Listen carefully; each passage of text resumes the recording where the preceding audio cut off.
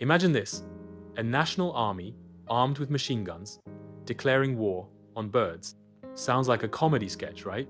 But in 1932, this actually happened in Australia, and the enemy? Emus. Yes, the tall, flightless birds that look like ostriches. This bizarre conflict became known as the Great Emu War, and spoiler alert, the humans didn't exactly win. Back in the 1930s, Australia was struggling through the Great Depression. Farmers in Western Australia were already dealing with failing crops when suddenly, tens of thousands of emus migrated inland after their breeding season. These giant birds saw the farmers' fields of wheat as an endless buffet. Imagine waking up to 0 emus storming your farm, trampling fences, devouring crops, and wrecking everything in their path. Farmers begged the government for help, and the army actually answered. What followed was one of the strangest military campaigns in history. Number 5. The army joins the fight. The Australian government sent Major G.P.W.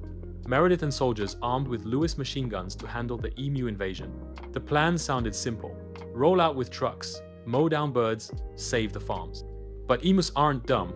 They split into small groups, ran in different directions, and could sprint up to 50 公里每小时. Soldiers couldn't keep up. One frustrated report even said, "Emus have proved they are not so stupid as they usually are considered to be." Number 4. The machine gun problem. On the first attempt, the army set up an ambush. Hundreds of emus gathered near a dam. Perfect target. They opened fire, but the gun jammed after killing just a handful. The birds scattered like ghosts. Another chase across open land ended in disaster.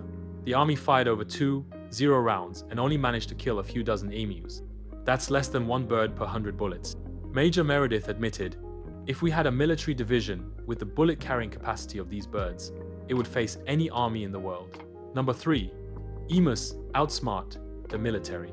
The emus weren't just fast, they were organized. Farmers noticed they had scouts, lone birds who seemed to warn others of danger.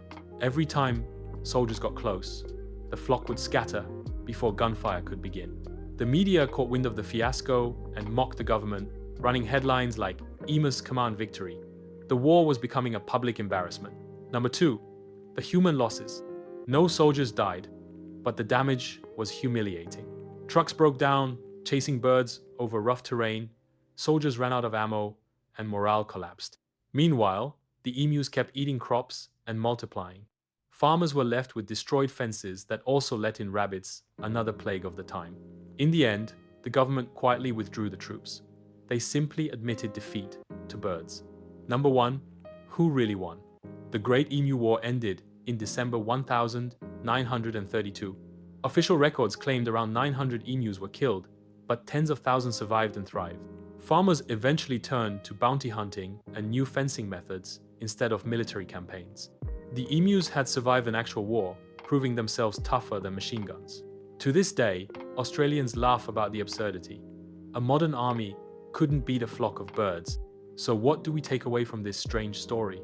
That sometimes nature can outsmart technology. That even one of the strongest militaries can be humbled by persistence.